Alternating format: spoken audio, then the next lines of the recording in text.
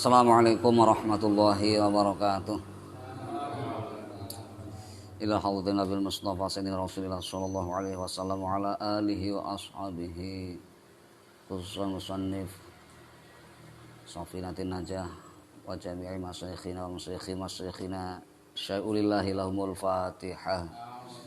A'udzu billahi minasyaitonir rajim. Bismillahirrahmanirrahim. Alhamdulillahirabbil alamin arrahmanir rahim maliki yaumiddin. Iyyaka na'budu wa iyyaka nasta'in. Ihdinas siratal mustaqim. Siratal ladzina an'amta 'alaihim ghairil maghdubi 'alaihim waladdallin.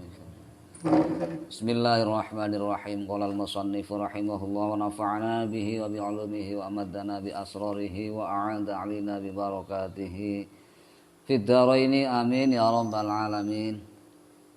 Bismillahirrahmanirrahim. Hadza utawi ki anggit kang bakal dening nekaken dening Mbah Musannif iku fasulun fasal swiji kados pundi pangandikane Mbah Musannif asbabut tayammumi utawi pira-pira sebab wenange tayamum iku salah satu ana telu ndi rupane telu faqdul ma'i swijine kesepen banyu wal maradhu lan kaping pindhone loro wal ihtiyajulan kaping turune butuh ilahi maring banyu apa tangila teka butuh li'at si hayawanin krana ngelake hayawan sifat hayawan muhtaramin kang den mulyakaken apa hayawan.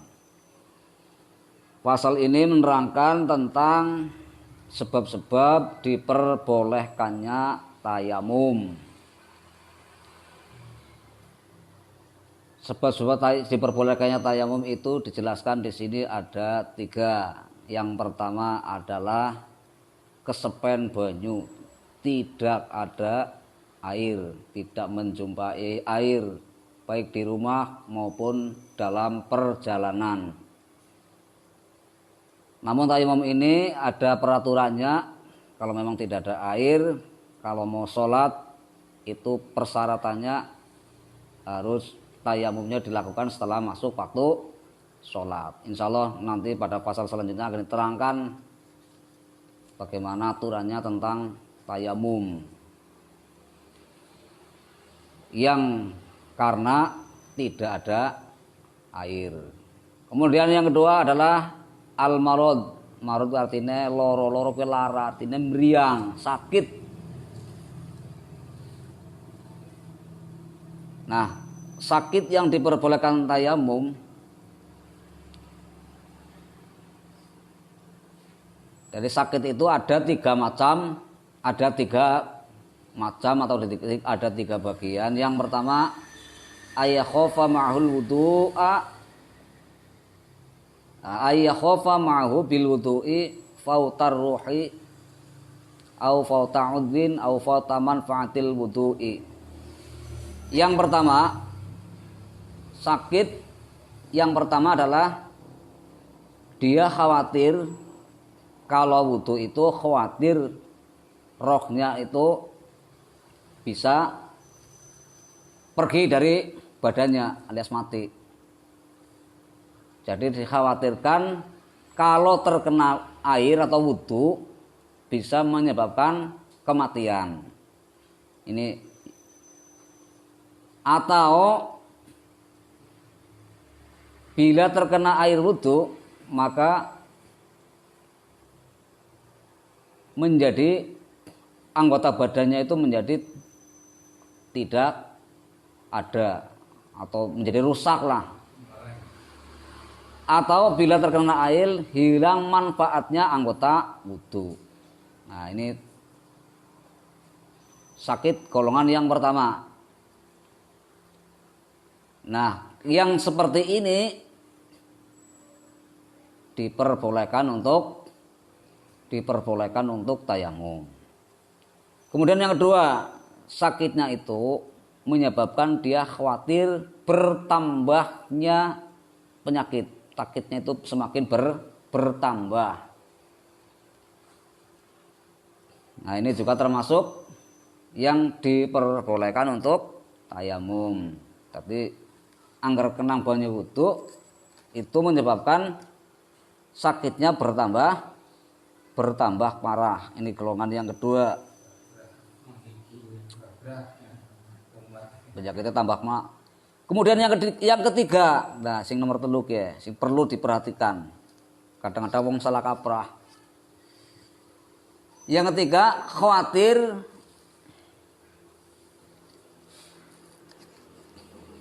cacat yang ringan.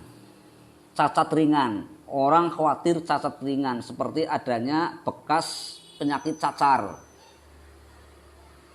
Jadi yang terkena air wudu ada terkena menyebabkan ada bekas cacar di muka biasanya kan anak, atau menyebabkan ada hitam-hitam yang sedikit. Nah yang seperti ini tidak diperbolehkan untuk tayamum. Karena apa? Itu tidak membahayakan, hanya ada efek atau bekas-bekas yang tidak membahayakan, jelas irang-irang nang rai tok kan orang membahayakan badan.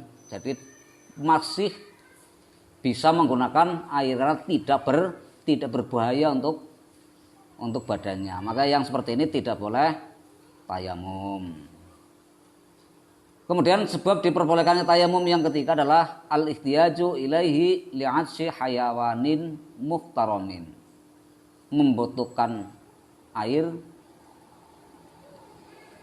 karena ada hayawan atau hewan yang karena hausnya hewan yang dimuliakan. Jadi ada air tapi sedikit. Dipertimbangkan apakah ini untuk wudu atau untuk memberi minum hayawan atau hewan yang dimuliakan. Kalau digunakan untuk wudu, hewan yang dimuliakan yang kehausan bisa dikhawatirkan mati, wong ora dinumi. Maka pada keadaan seperti ini, air ini boleh diminumkan kepada hewan yang dimuliakan yang sedang kehausan. Kita yang tidak bisa memakai air karena airnya sedikit, sudah dipakai untuk minum hewan yang dimuliakan, kita diperbolehkan untuk tayamum. Nah, tapi hewannya yang tidak dimuliakan, maka kita tidak boleh tayamum. Nah, ini ada beberapa hewan yang tidak dimuliakan. Ghairul muhtarami utawi hewan kang ora den muliakan iku sittatun ana 6. Dirupane 6 tarikus sholati swijine wong kang tinggal salat. Wazanil muhsanu lan kaping pinine wong kang zina muhson. Wal murtaddu lan kaping pinten iki kaping 4 wong kang metu saking agama Islam, ngalih agama saking agama Islam. Wal kafirul harbiyyu lan kaping pirane iki. Wal kafirul harbiyyu lan kaping 4 wong kang kafir kang merangi, kafir kang bangsa merangi. Wal kalbul akuru wal kalbu lan kaping 5 asu al akuru kang galak. Wal khinziru lan kaping 6 celeng. Ada 6 hewan atau yang tidak dimuliakan. Yang pertama adalah tarikus sholat, orang yang meninggalkan sholat. Ini dianggap sebagai hewan yang tidak dimuliakan. Maka apabila ada air sedikit, orang yang meninggalkan agama sedang kehausan, apakah air ini untuk wudu atau untuk diminumkan? Maka di sini pilihannya adalah untuk wudu. Ora dinuna maring orang yang meninggalkan agama, karena apa? Bukan binatang yang dimuliakan. Naudzubillah min dzalik. Tarikus sholat kewan sing ora dimuliakan. Mending jenengane nggo wudu daripada nggo nginumi wong sing ora salat lagi ngelak. Walaupun di sini walaupun sudah mendekati kematian, kira-kira keterangan yang kena medeni patok. Yang kedua adalah azani al-muhson, orang yang zina muhson. Zina muhson itu artinya orang yang sudah punya suami atau punya istri, tetapi melakukan zina dengan perempuan atau laki-laki yang bukan istrinya atau suaminya. Ini juga termasuk binatang yang tidak dimuliakan. Nauzubillah min dzalik. Ini zina itu termasuk dosa besar. Dosa pertama yang ranking pertama adalah syirik. Itu yang pertama adalah dosa besar yang paling tinggi kedudukannya adalah syirik. Kemudian yang kedua adalah membunuh yang tidak dibenarkan. Kemudian yang ketiga adalah zina. Ini bahkan menurut ulama yang lain dikatakan zina itu urutannya yang kedua. Ini bisa dibaca di kitab Tanqihul Qaul. Pokoknya dosa gede lah. Kemudian wal murtadu, orang yang murtad. Murtad itu artinya keluar dari agama Islam, pindah dari agama Islam. Kemudian yang selanjutnya adalah kafir harbi. Ini yang kelima. Kafir harbi itu adalah orang kafir yang memusuhi Islam. Lah bagaimana kalau yang di Indonesia? Yang di Indonesia itu bukan kafir harbi. Itu adalah kafir zimmi. Kafir yang punya perjanjian damai dengan orang-orang Islam. Dengan adanya apa? Pancasila. Nah, bertepatan dengan hari lahir Pancasila hari ini. Pancasila itu memang tidak ada satupun yang melenceng atau yang bertentangan dengan ajaran Islam. Oleh karena itu Nahdlatul Ulama jelas siapapun yang merusak Pancasila akan berhadapan dengan NU. Karena apa? Terbukti menjadi payung bagi seluruh warga negara Indonesia. Dan bahkan di seluruh dunia orang-orang di luar Indonesia itu tertarik. Apa sebabnya Indonesia ini bukan negara Islam tapi bisa berdamai, tidak ada peperangan. Negara Arab perang rampung-rampung, jadi Palestina gitu gempur benang Israel, ya Allah.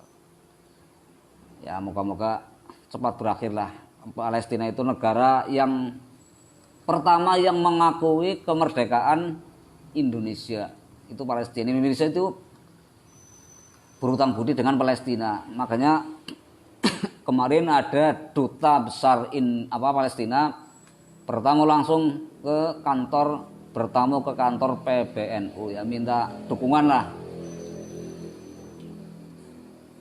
Kemudian kemarin malam itu juga ditayangkan doa bersama untuk Palestina, ditayangkan di televisi TV 9 dan beberapa channel televisi, bahkan di YouTube juga ada. Saya juga ikut menyaksikan di Jawa Timur, dari Pasuruan, itu dibiayai oleh Gubernur Jawa Timur Ibu Khofifah Indar Parawansa. Ya mudah-mudahan doa kita terkabul, Palestina segera merdeka. Amin ya rabbal alamin. Nah, Indonesia itu bukan kafir harbi tapi kafir dhimmi. Bahkan keputusan Munas dan konferensi besar Nahdlatul Ulama dalam aturan atau hubungan kenegaraan antar warga negara, kita tidak dianjurkan untuk menyebut orang kafir kepada orang yang selain Islam, tapi disebut dengan non muslim. Nah, ini beda tuh.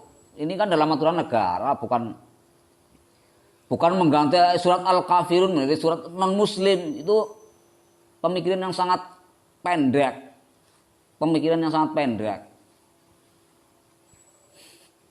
Mengganti surat Al-Kafirun menjadi surat non muslim. Nah, ini pemikirannya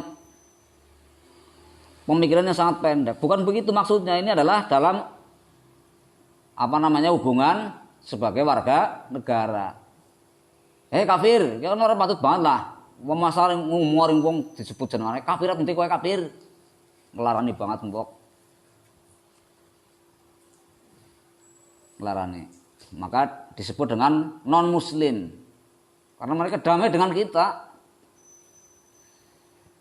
Kemudian yang selanjutnya adalah al-kalbul akur, anjing galak. Ini juga termasuk binatang yang tidak dimuliakan, bahkan disunatkan untuk dibunuh. Karena apa? Berbahaya. Bisa yang digigit bisa terkena penyakit rabies. Nah, ini termasuk yang sunat untuk dibunuh. Kalau yang tidak galak gimana? Yang tidak galak tidak boleh dibunuh. Ya apa saja yang tidak galak, yang tidak berbahaya gue aja dibunuh. Anggar lemut berbahaya apa ora gue? Lemut gatel tok. Ya jadi sampluk kelas. Kemudian yang terakhir adalah khinzir. Khinzir adalah celeng. Jelas ini adalah binatang yang paling menjijikan, khinzir. Ini binatang yang paling menjijikan adalah celeng. Ini juga termasuk binatang yang tidak dimuliakan. Anak celeng arep mati, banyu sithik arep nggo wudu apa arep nggo nginumi celeng? Banyune nggo wudu. Biarkan saja binatang itu kehausan, lebih baik untuk wudu. Demikian, mudah-mudahan ada manfaatnya. Kita akhiri semua mohon maaf apabila ada kesalahan. Kita akhiri wallahul muwaffiq ila aqwamit thoriq. Assalamualaikum warahmatullahi wabarakatuh.